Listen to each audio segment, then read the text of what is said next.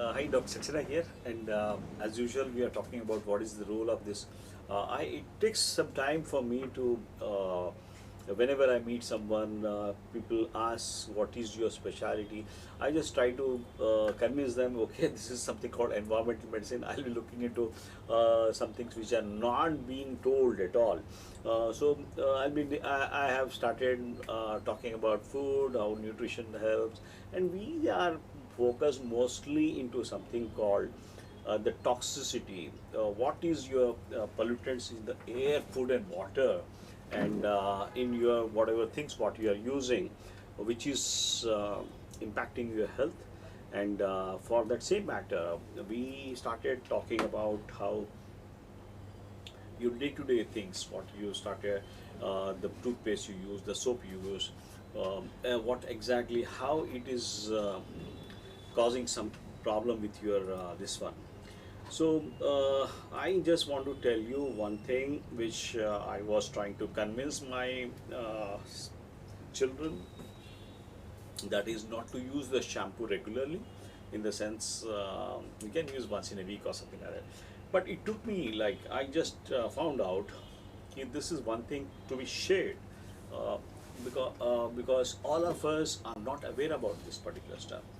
When I looked into what is this, when I asked someone, do you know what's in your shampoo? And yes, we used to go blank as a doctors. Um I believe the whatever things you put on the skin, there are see all some things like there are some ingredients in the shampoo which is a bust. Oh, there are some preservatives, there are some surfactants, the kind of color which is added sometimes for coloring things and all. So this particular thing, you need to give a thought. What are you into that? So, but because there are no regulations, people try to make something which is which appears very vague and all that. So, I just want you to find out what exactly are these toxic ingredients I'm talking about. In shampoo, there is a thing called SLS, sodium lauryl sulfate. This is a surfactant. It is something like a detergent or emulsifier, which is used in thousands of cosmetic products. It's used in the industrial cleaners also. It's present in nearly all shampoos, scalp treatments, hair color, and bleaching agents. You name anything, toothpaste have it. Your body wash, you get some cleansers, that has got that. Your makeup foundation, what people go for it. Your hand soaps, your laundry detergents, even your bathing oils, what you use has got a thing called SLS. So SLS, to go back, it's originated from coconuts, but the chemical is anything but the people, the unnatural sources of SLS, what is being actively promoted, is the problem. It is something. It's a chemical. SLES is a chemical, and you manufacturing process and things. There is a occasion. There is a thing called dioxins, which are a carcinogenic product emanates from that particular stuff. So it has been named as a moderate hazard, emulsifier, or foamer, and recent research suggests it has got links with something like it causes irritation of the skin in the eyes. It has got some organ toxicity. People get into some developmental or reproductive toxicity with that as well. Apart from that, there are some things like neurotoxicity, endocrine disruption I was talking about, telling about. So these are all the things which occur at the biochemical and the cellular changes. It can progress to something like mutations and cancer. So what is that this doctor is talking about? I'm just applying shampoo with SLS, probably over the skin only. And how does it enter things? I must remind you, when you put shampoo or conditioner into your scalp, the 20 blood vessels, 650 sweat glands, and the 1,000 nerve endings soak in the toxins. If I want to elaborate further, I can tell you, you can eat your shampoo, but putting on the skin is more dangerous. When you observe, when you get into the GI system, I don't want you to do that, but you can always understand when you it gets into your system. You have got a gastric chyme, acidity, and all that. You have a saliva which has got something like enzymes.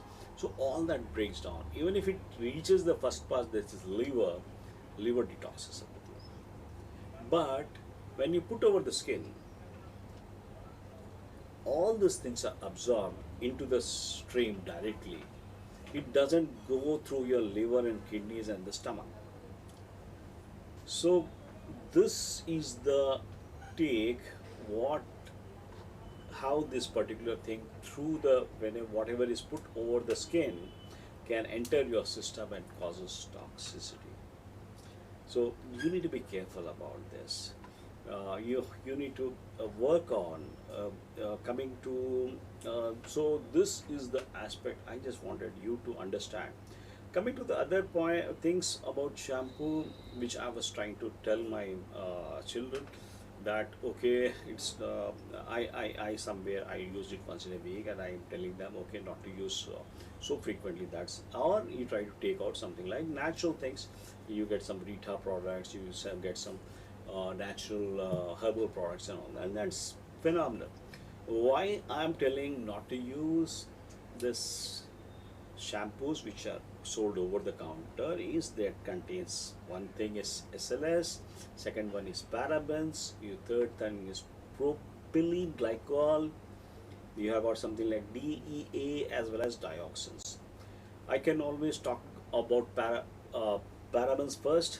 Let me tell you, this is one of the important things.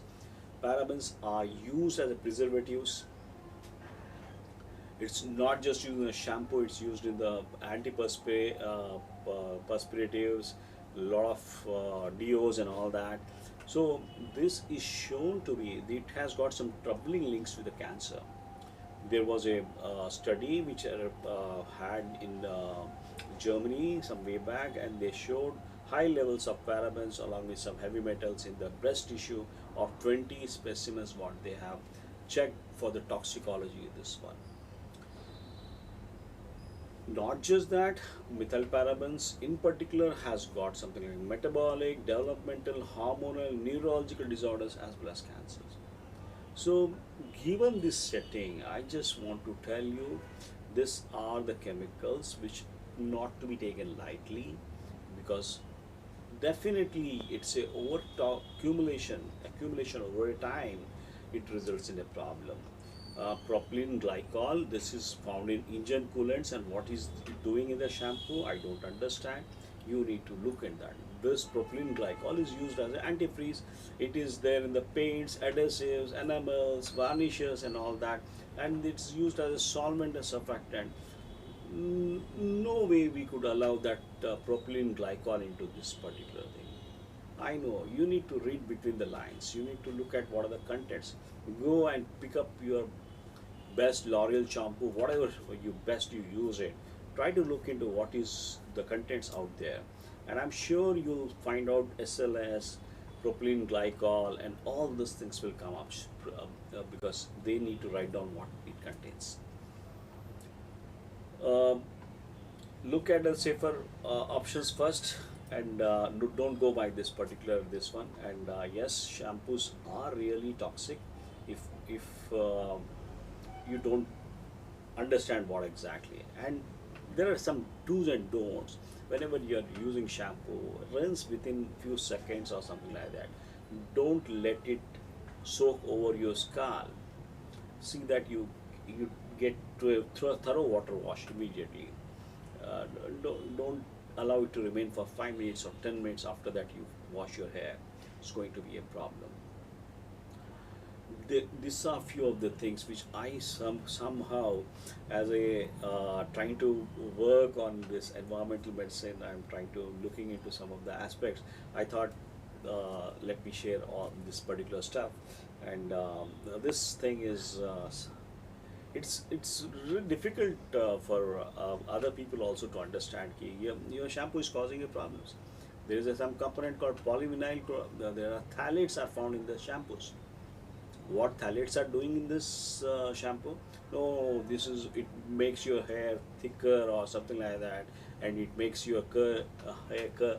So all these things has to be careful, because phthalates have direct correlation with your cancers, mostly breast cancer and others. We have found people having gynecomastia post because of this phthalates and this kind of bisphenols and all that.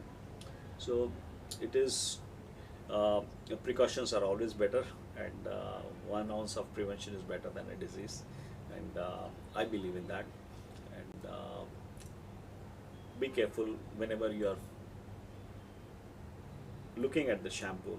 Try to read between the lines, look into what is the ingredients of that, and decide what you are going to use. Thank you.